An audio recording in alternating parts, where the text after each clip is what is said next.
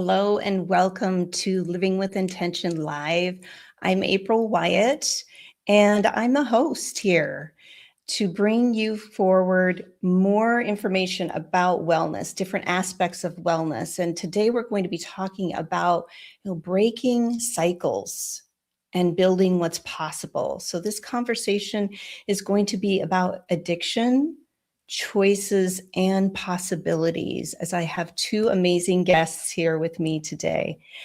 And I want everybody just to kind of sit back and just think about how possibly addiction has touched your life.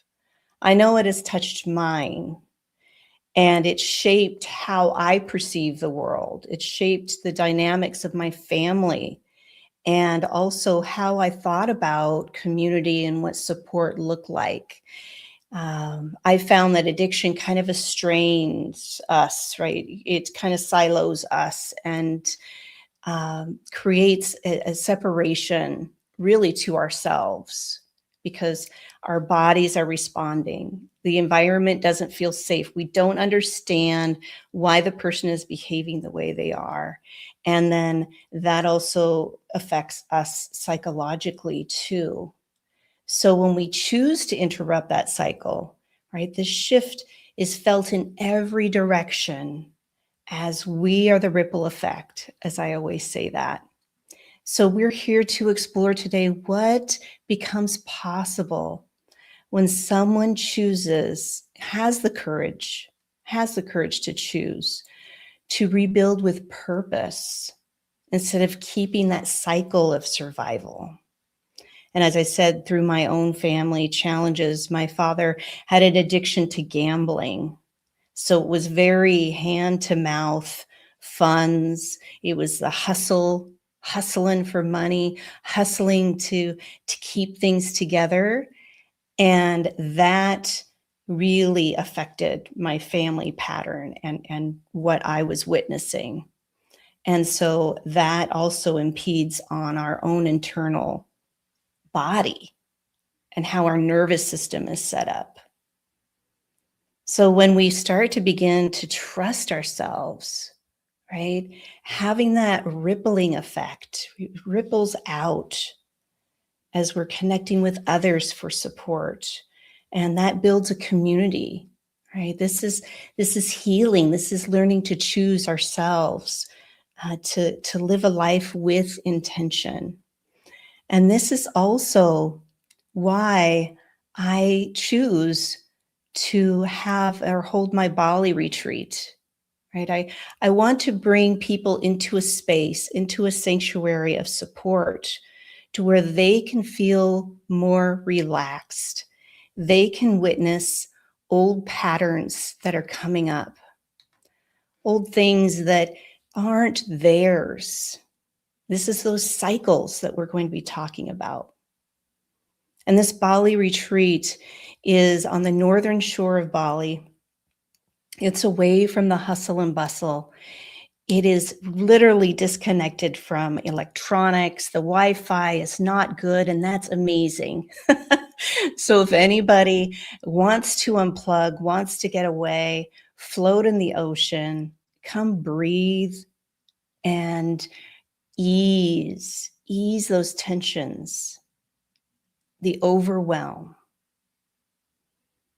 Allow your nervous system to relax so you can receive more of yourself.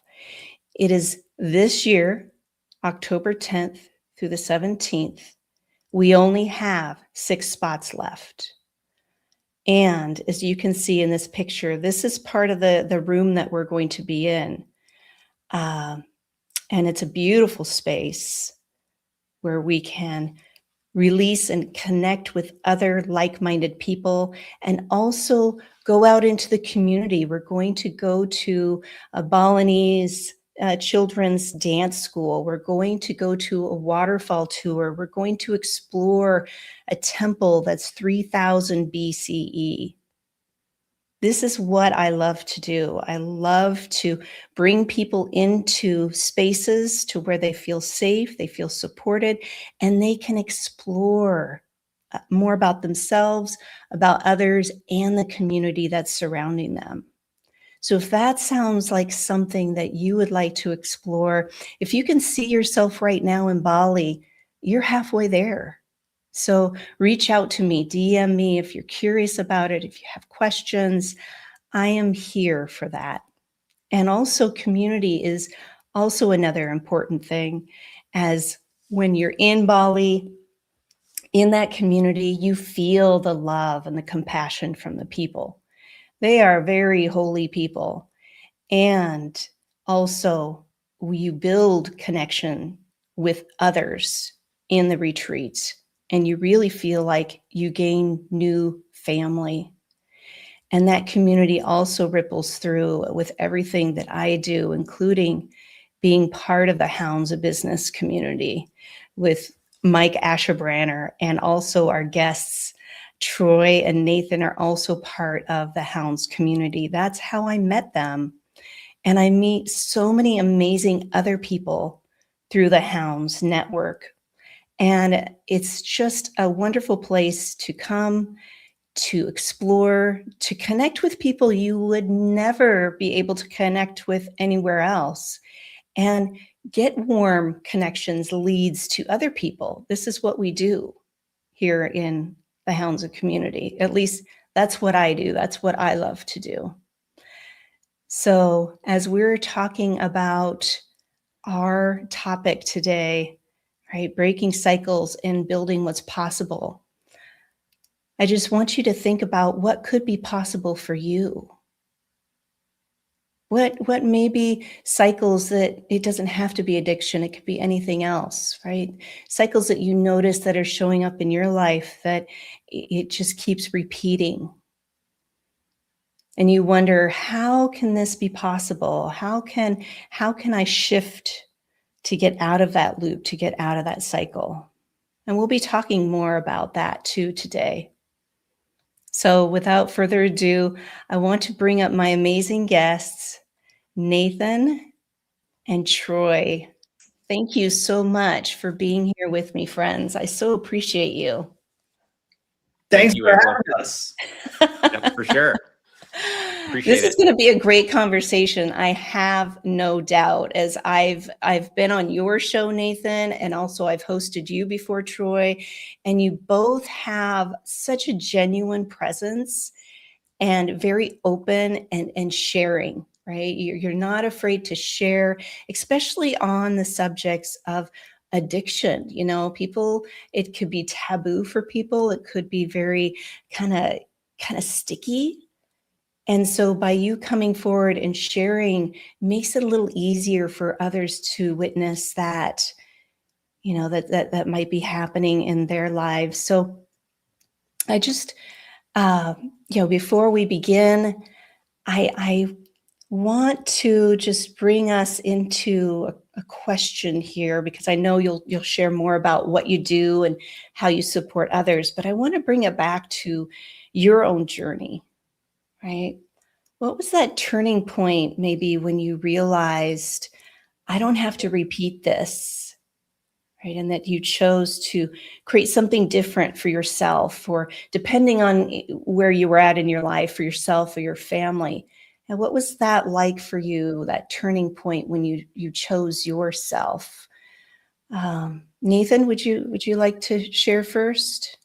Yeah, I mean, for me, I think it started, in my 20s, April, I was very much focused on my corporate career and climbing the corporate ladder, and, finding that that success that us Gen Xers were, always taught from an early age. And I think we were talking backstage that starts so young for so many of us Gen Xers. I mean, I remember being in junior high, and I was supposed to have it all figured out what I wanted to do with my life. Where are you going to go to college? What are you going to study? And I wasn't even done being a child yet, so I took that path of going to college, getting good grades, all of those things. I got a great job with a Fortune 50 company right out of undergrad. And for most of my 20s, I was really focused on climbing the corporate ladder.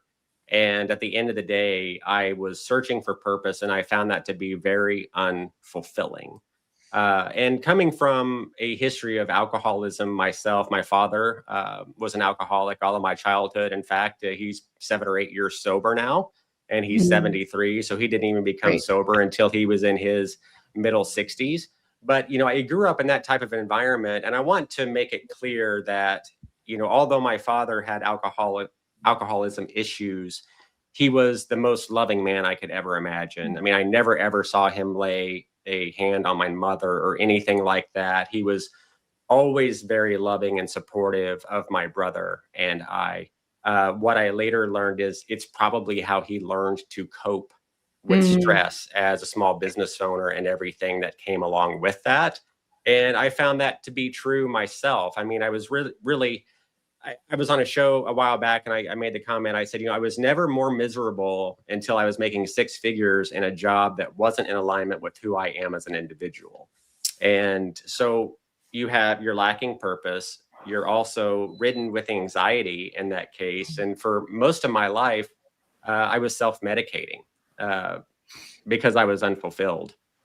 When I was in my mid 30s, in my early 30s, my wife and I started to have kids, my daughter Eiley and my son Nathan. And it was at that age that I recognized that my values definitely shifted. What was important to me in my 20s was no longer important to me in my 30s when I had kids. And I recognized that some things needed to change. So the moment for me really was around the age of 35. And I was miserable in my career. I was asking God for next steps. What are the next steps for me?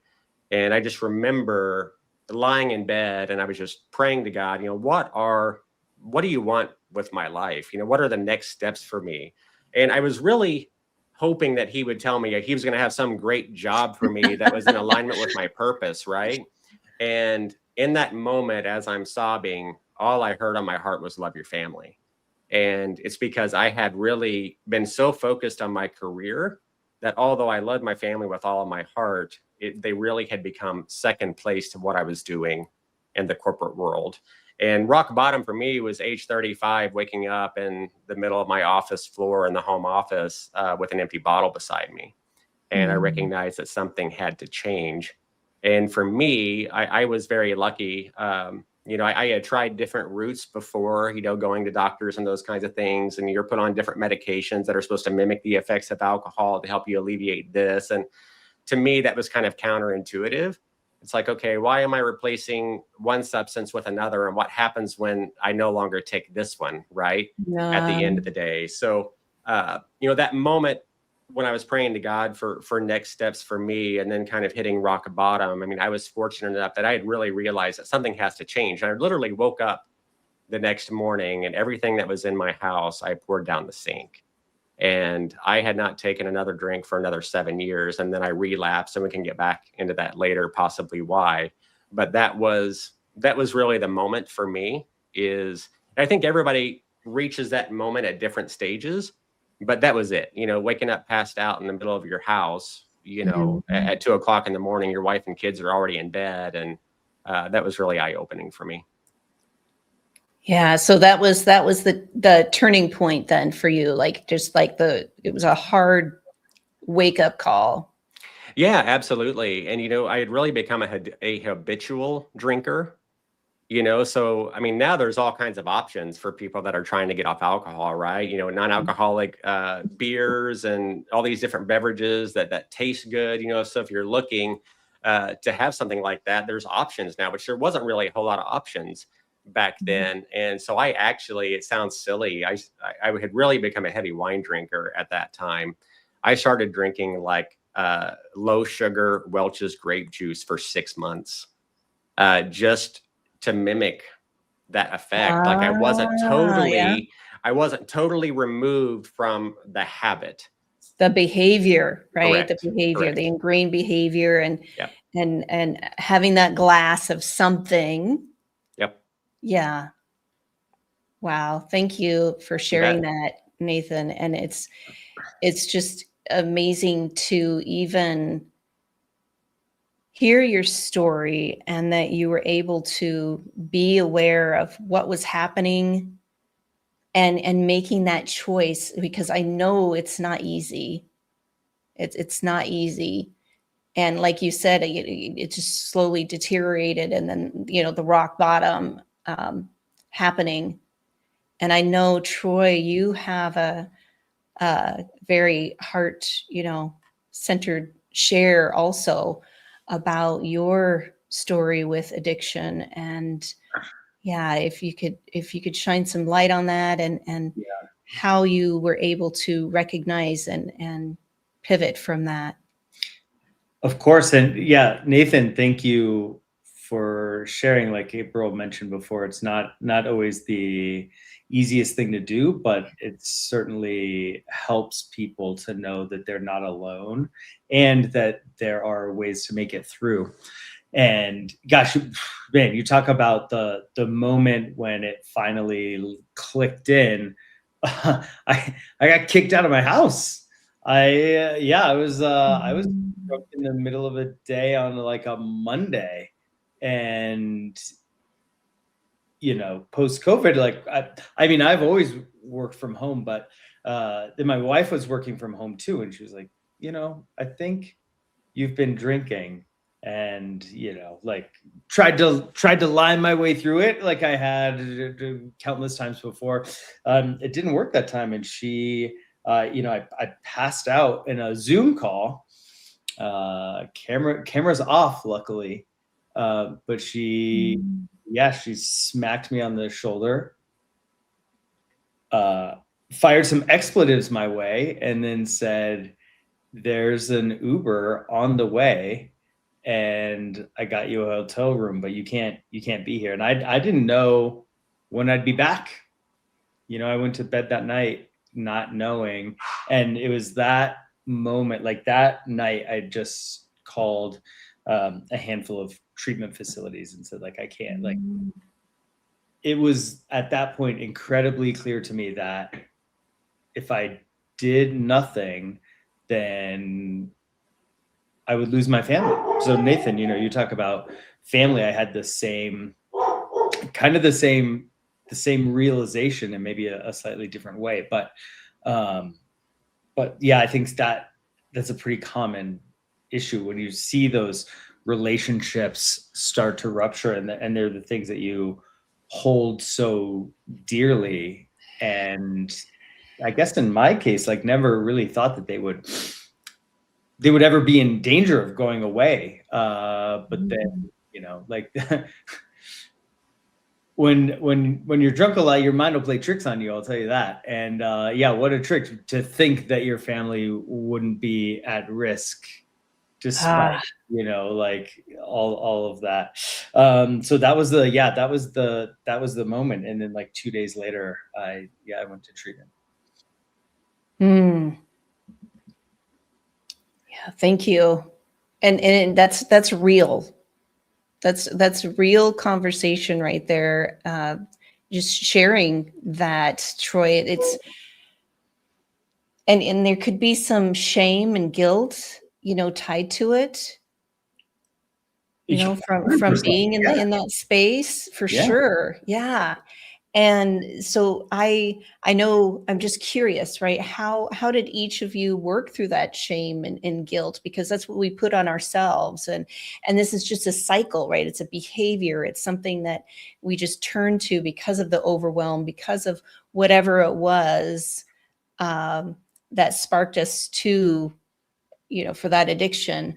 And then it's kind of compounded, right? As we're trying to shift away from it, then there's that shame and guilt associated with that behavior and what we've done to ourselves, to our family.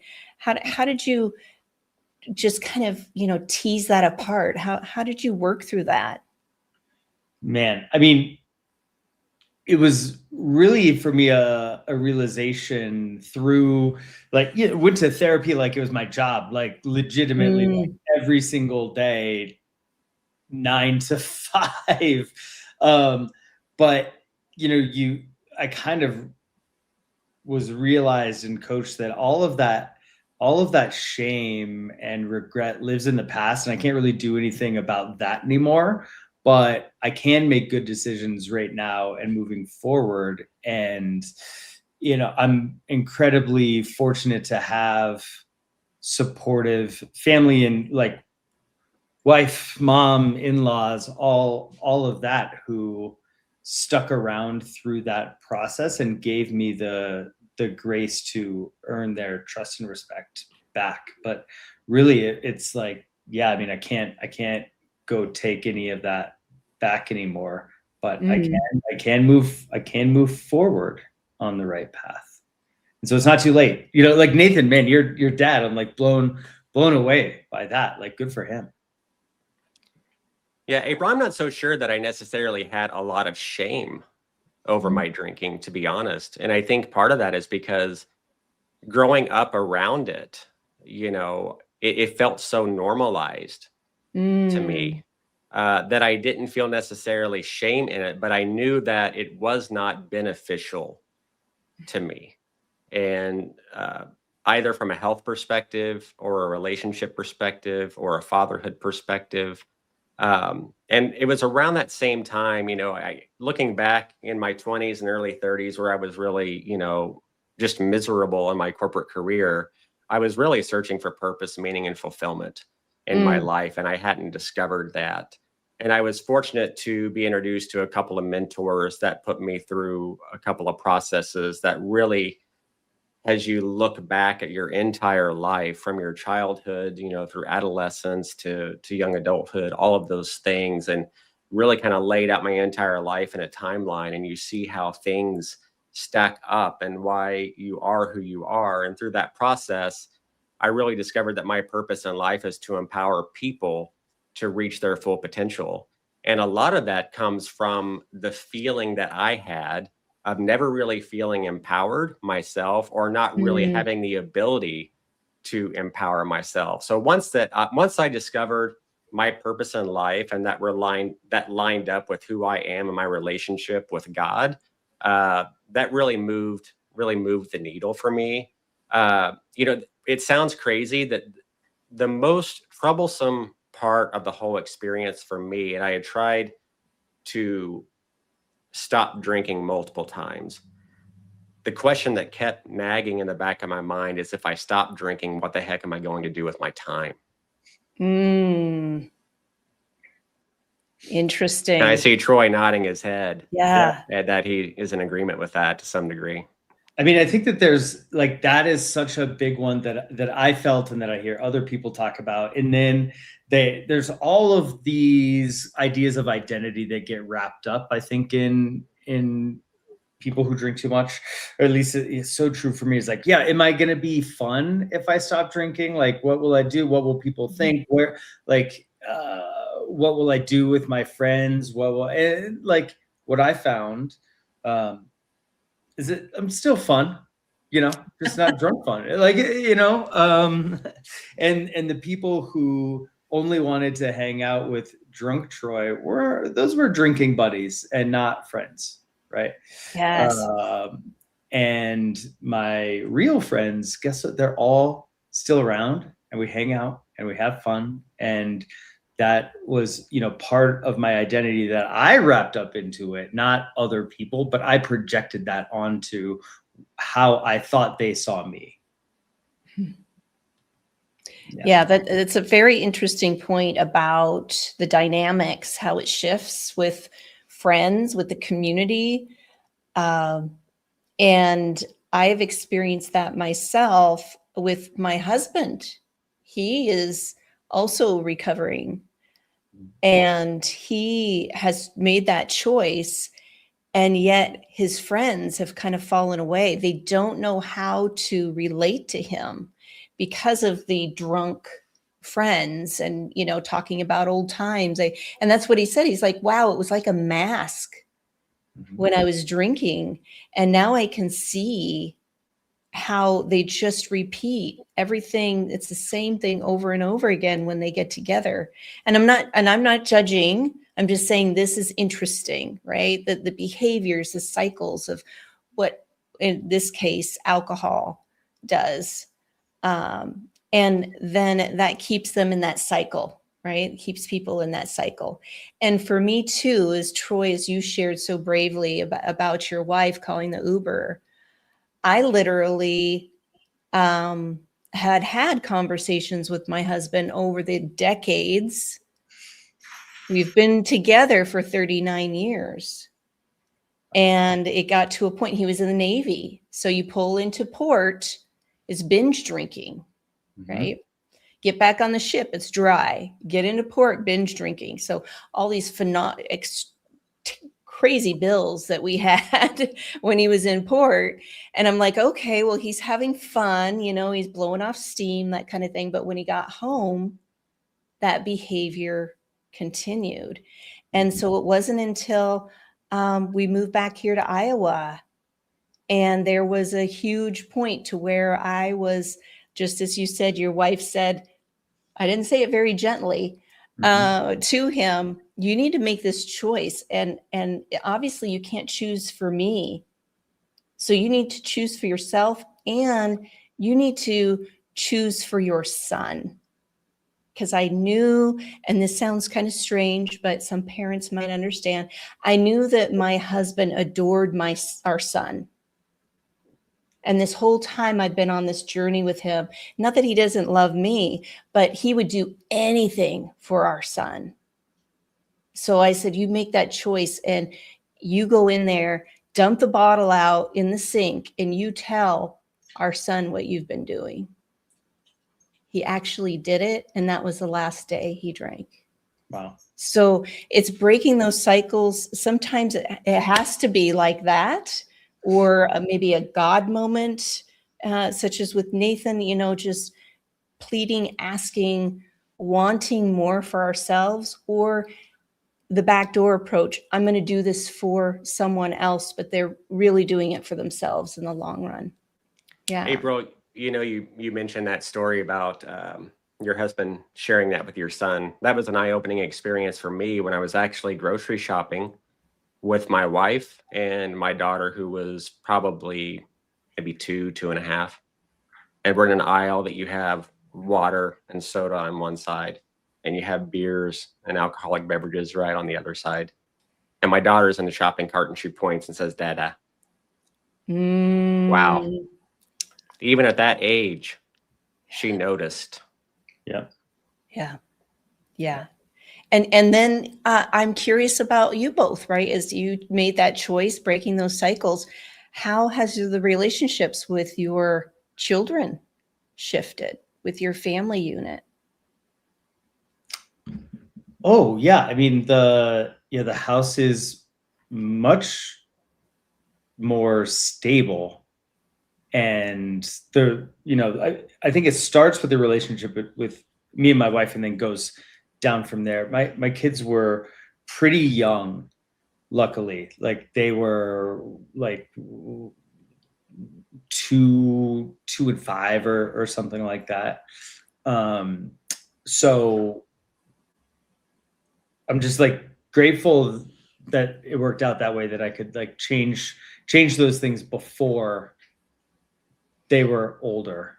So, I mean, for my youngest, especially, like he won't remember any of that, so I'm grateful for that. But yeah, I mean, the whole, it's amazing, like I'm up on time. The day doesn't start with chaos. Like I'm ready to go when they're ready to go. Like energy is high. I'm, less moody. It's changed everything.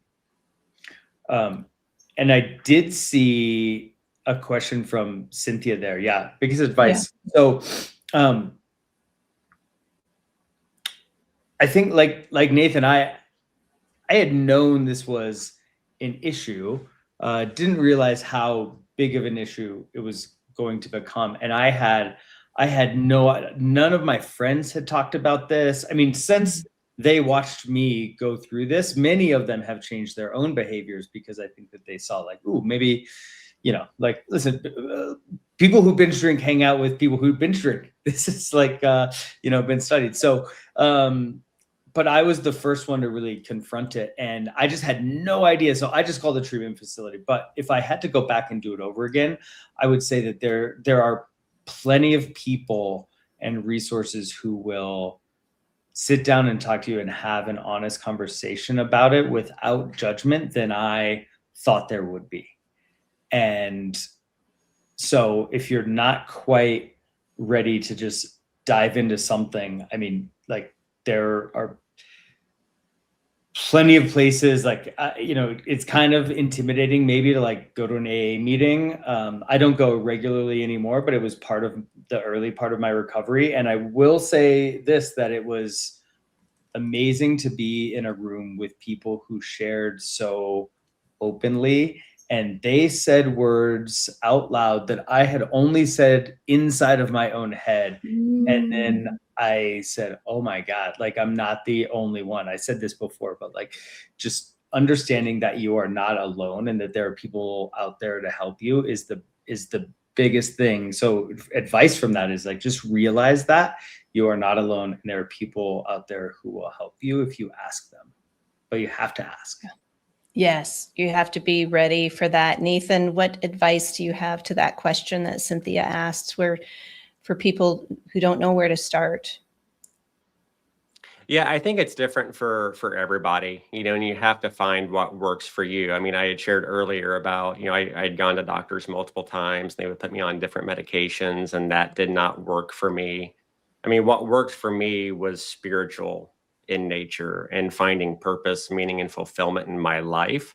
And also getting out of the environment that was causing the misery for me in the first place, and the reason that I was self-medicating or coping, whatever you want to call it.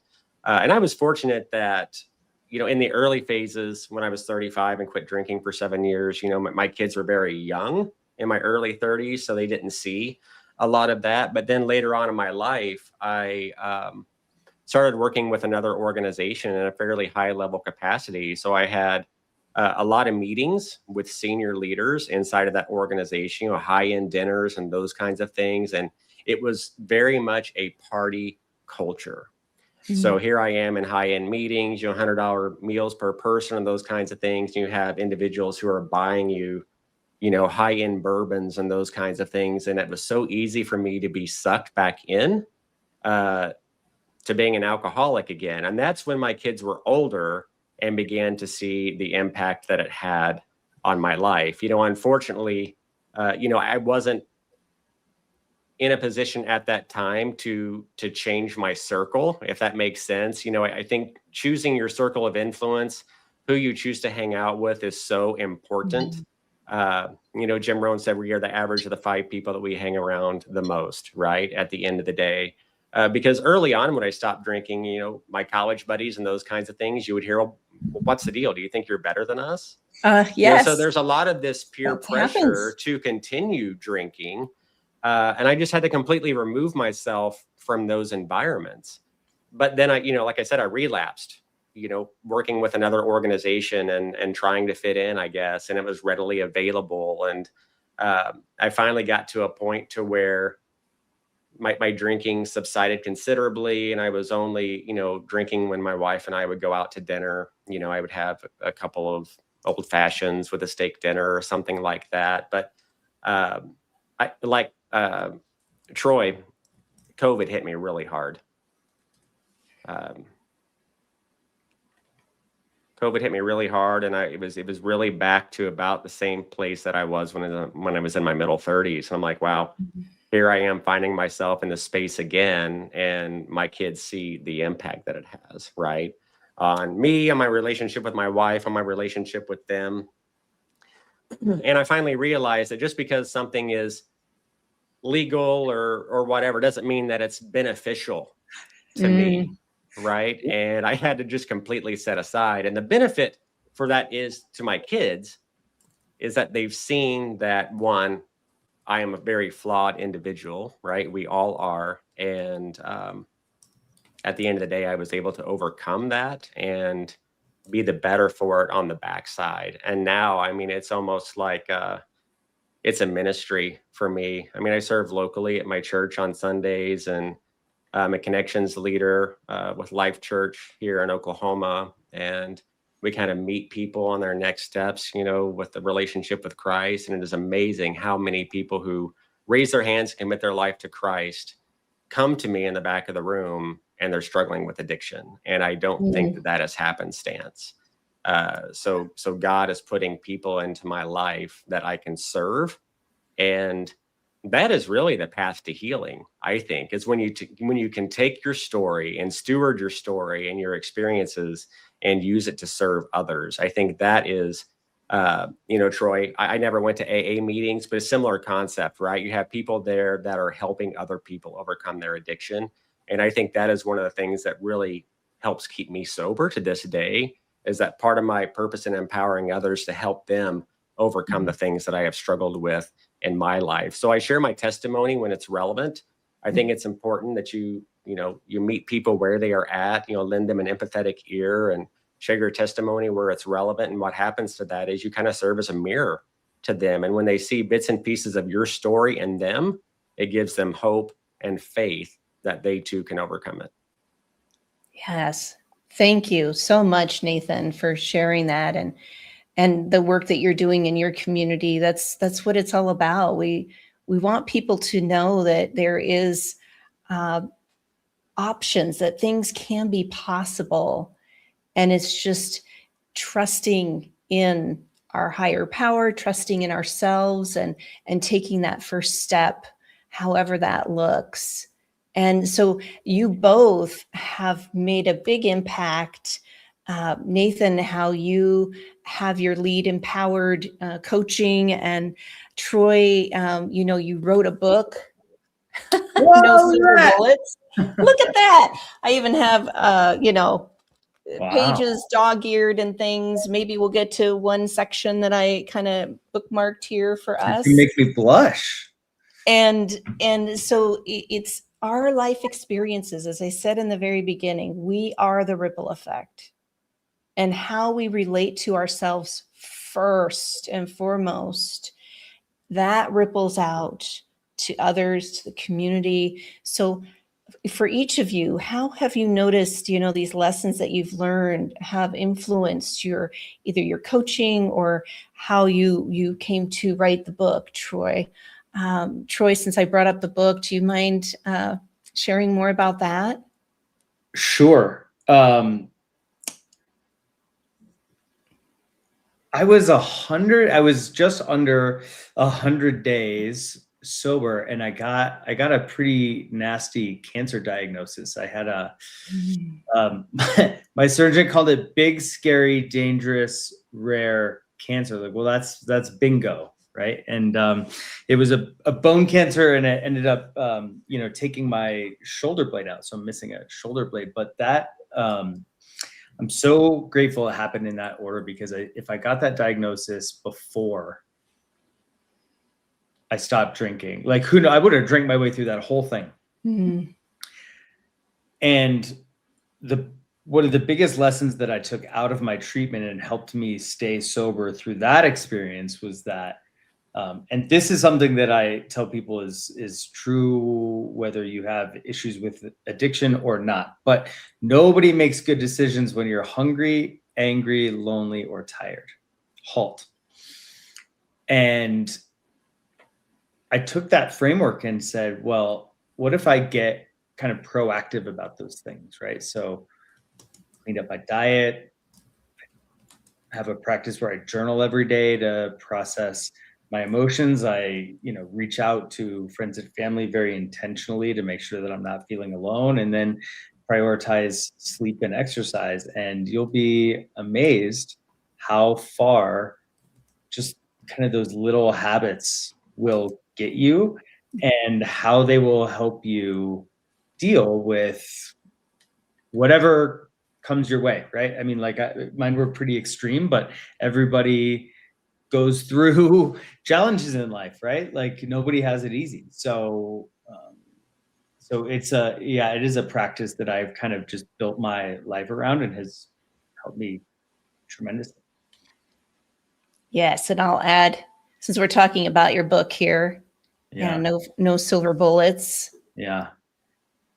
And I think kind of the point about your life not being broken and stop trying to fix is that we look for hacks all the time. Like what's the one thing I can do to take care of this? And I used to do this all the time. I see business leaders do this all the time, where they get just caught in this cycle of trying to solve problems all the time.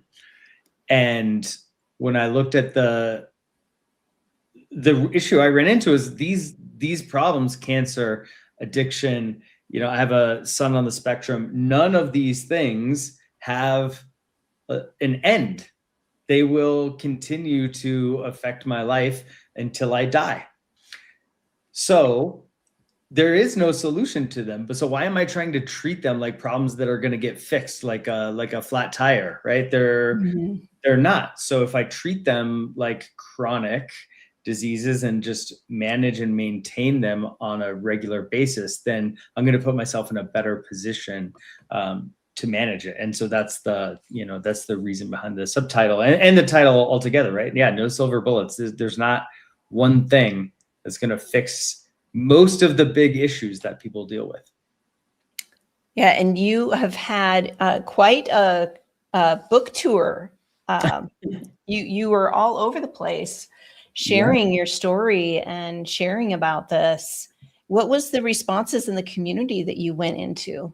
It's so good, just so good. I'm so like I said, you're gonna make me blush, but the response has been great, and it's really cool to have people reach out and just say like, oh, I underlined this part, or I dog-eared this part of the book, or oh, I got to ask you about X, Y, or Z, and then like Nathan said, just lots of people reaching out and saying like, I might need a little help or advice here or something. So I end up getting a lot of those phone calls from people, not only about their drinking, but this webinar is not about cancer, but I get a lot of those phone calls too, unfortunately, with people who either have a diagnosis or somebody in their family gets a diagnosis. And then that is a scary thing. And a lot of like, what do you do now? But to be honest, a lot of the advice is the same. Like when I get those calls, like, how are you eating? Are you sleeping? How are you dealing with your emotions? Are you talking to people, or are you isolating? It's a playbook that works for dealing with crisis. Yes. And it gives really good points. I mean, I highly encourage people to read this. I absolutely loved it. And your kind of humor in it, kind of sprinkled throughout it is fun.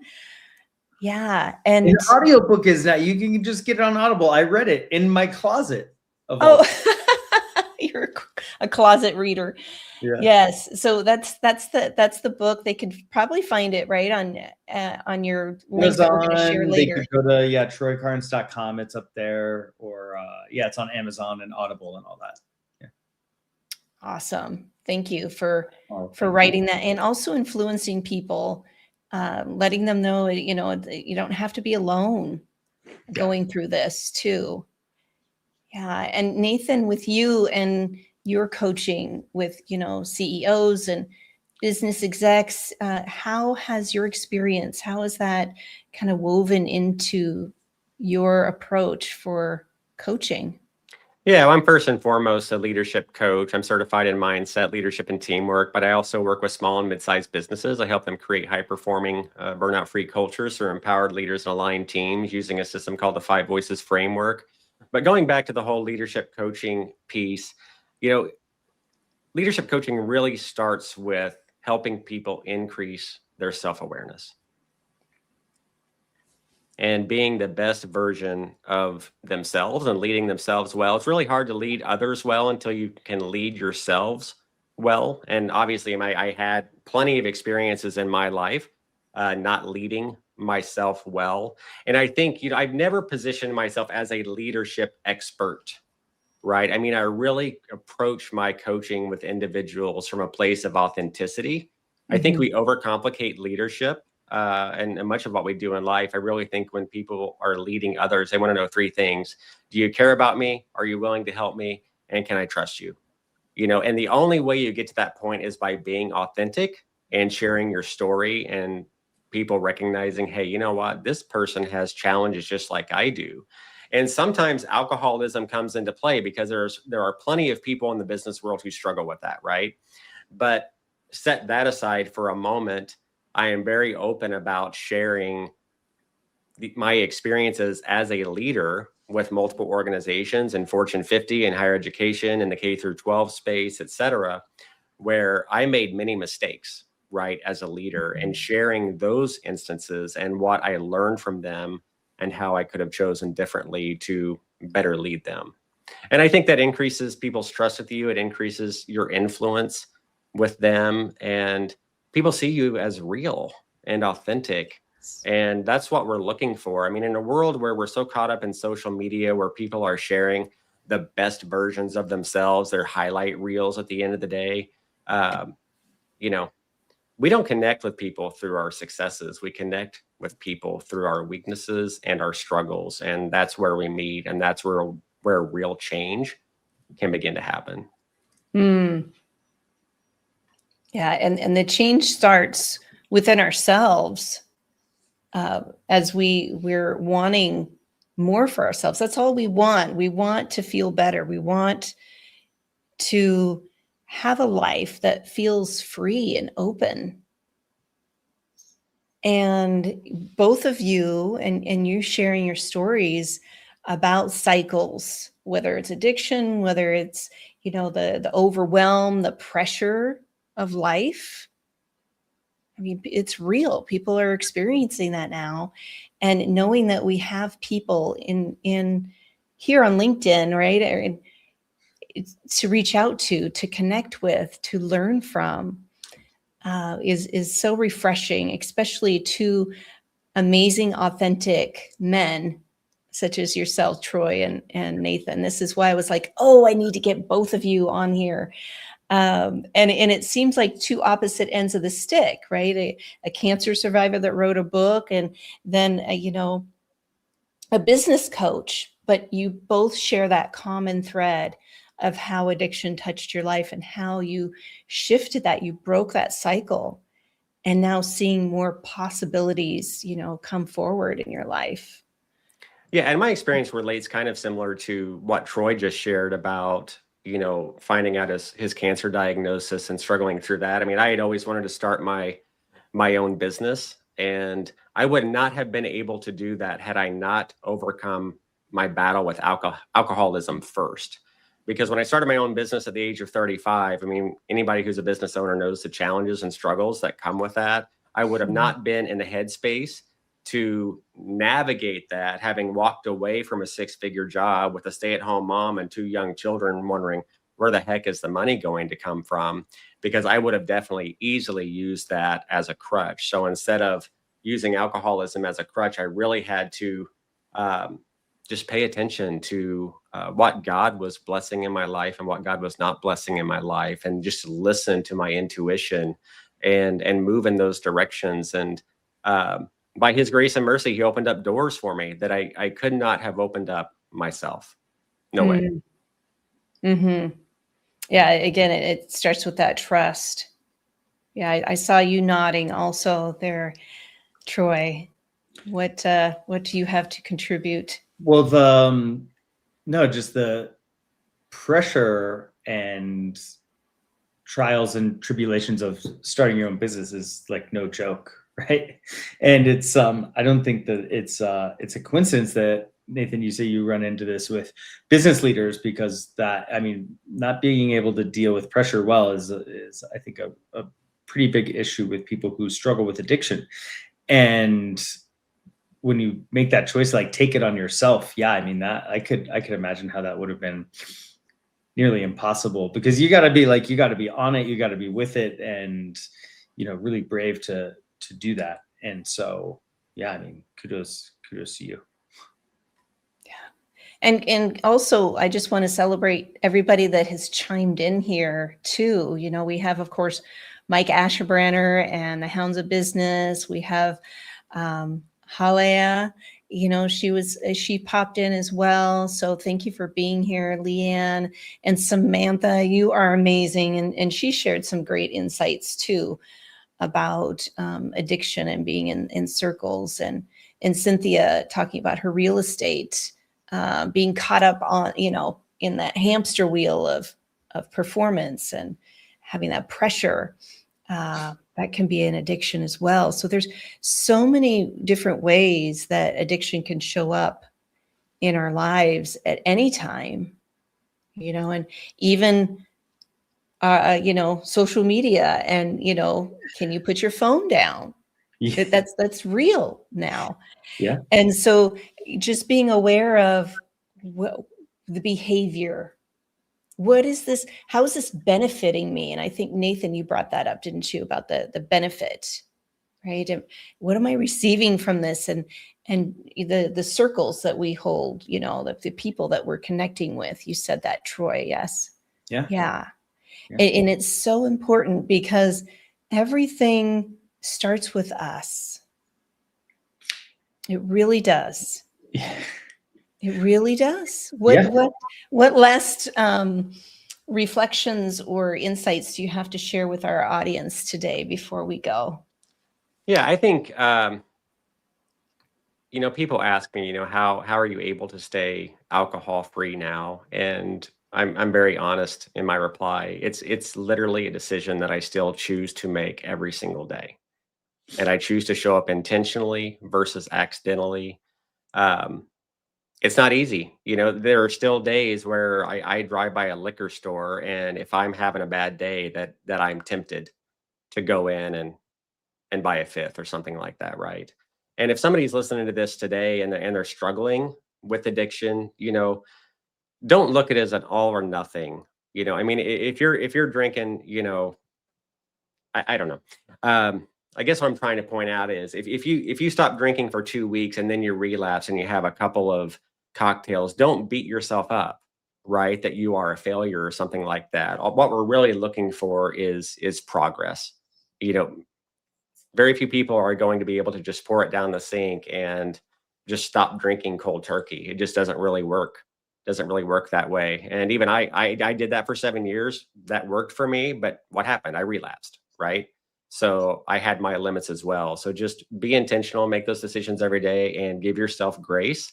Don't be so hard on yourself when, you fall to temptation and you do order that drink or two when you're out with friends, and just pick yourself up and start again tomorrow. Yeah, I think that, one of the big realizations that I had was that asking for help is a sign of maturity and not weakness. I felt a lot of kind of faux masculine pressure to not show any weakness, and that did not serve me very well. And so I have now come to realize the maturity it takes to ask for help, and that that's okay. That's like a good thing to do. It doesn't mean that you're less than or weak or whatever else. I mean, everybody needs help. Everybody's struggling with something, and it's okay to ask. And guess what? If people ask me for help, I'm thrilled to help them. This is like a big Simon Sinek thing, right? So yeah, I love helping people, but then if I don't ask anybody for help, then I'm robbing them of the joy of being able to help me, right? So yeah, so ask for help and be happy to help when others ask of me has been really helpful. Thank you for extending that hand for anyone who's listening now or in the future. It's really important. You're not alone, such as the HALT. I love that method, Troy. And so, Nathan, how can people reach out to you? How can they connect with you? And also, is there anything on the horizon for you? What's happening for you? Yeah, people can find me at leadempowered.com. And, hey, if this resonated with you today and you need help, I'll give people my mobile number. It's 918-851-7246. Call me, text me. I am happy to help in any way I can. And right now I'm really excited about Lead Empowered TV that you were on, April. I launched that in December. It's a show where I feature small business owners and thought leaders, and we have empowering conversations that transform how we lead, work, and live. So if you're interested in being a guest, you can learn more about that at leadempowered.com. /TV. And I'm so excited about what has transpired with that show. Only 2 months in, we have over 40,000 views I know, it's on YouTube, amazing. almost 300 subscribers. So I really feel like that is being blessed. And I just love creating content and that helps people, whether it's business ownership, the way they lead others, or just, lifestyle choices like what we're talking about today. Exactly. I so appreciate all the work that you're doing.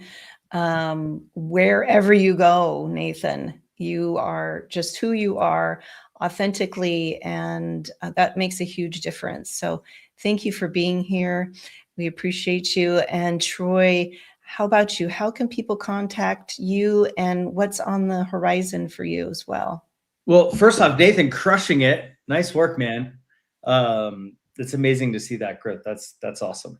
And April, thanks for having me. And then where can people find me? Like, I'm on LinkedIn more than most other social platforms. So yeah, drop me a line there. And what am I excited about? So this whole process, yeah, Nathan, it's funny. You told stories about going to like high-end dinners and like having that type of environmental pressure. I sold whiskey for 15 years, right? Like that ended up not being the best place for me. And you probably got freebies, right?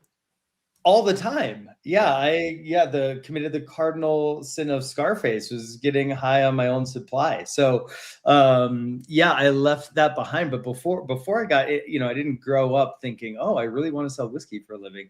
I grew up wanting to be a writer. So I used this experience to pivot and then wrote that book. But now I ghostwrite for people, and now I'm co-authoring another book that's going to be awesome. And it's with my co-author is a psychologist. He's a clinical psychologist who works with organizations to help them hire better, coach better, like really works with human capital, and has developed sort of think of it as like the next generation of a Myers-Briggs exam or something like that, but from a clinical psychology point of view and not an institutional or organizational psychology point of view. So we are deep into that book, and that is what I'm most excited about right now. Oh, that's amazing. I love that you're co-authoring, and I can't wait to read that one next. And I put up your LinkedIn link there for people to connect with you, Troy. Yes. Wonderful. And as we close today, I just want people to really, again, reflect about how possibly, addiction has touched your life, and we're here to break these cycles, right? We're making different choices, just even shifting the script a little bit about being curious. What would it feel like if I just paused before I blank, whatever that is? I bring in curiosity, right? Because curiosity holds the key. It kind of eases that pressure, that tension that we're carrying in ourselves. And we become a little bit more open and understand that there are opportunities and possibilities for us as we're learning to navigate through life, right? We're going to have ebbs and flows. Things are going to come and go, but it's how we show up for ourselves first and foremost. And this is what living with intention is all about. So thank you both for being here, Troy and Nathan. I so appreciate you. Please reach out to these amazing, courageous souls that bore their hearts today and wanted to be here to give you more insight, to let you know, yes, it's possible to break those cycles and see what's on the horizon for you and in your life. So until next time. It's hard to help people. It's hard to help people when we hide. Yes. Yeah. Thank you, April. No more hiding. Yeah. Be well. And thank you again for being here. Thank you for tuning in, and DM me if you're curious about Bali. Until next time, be well.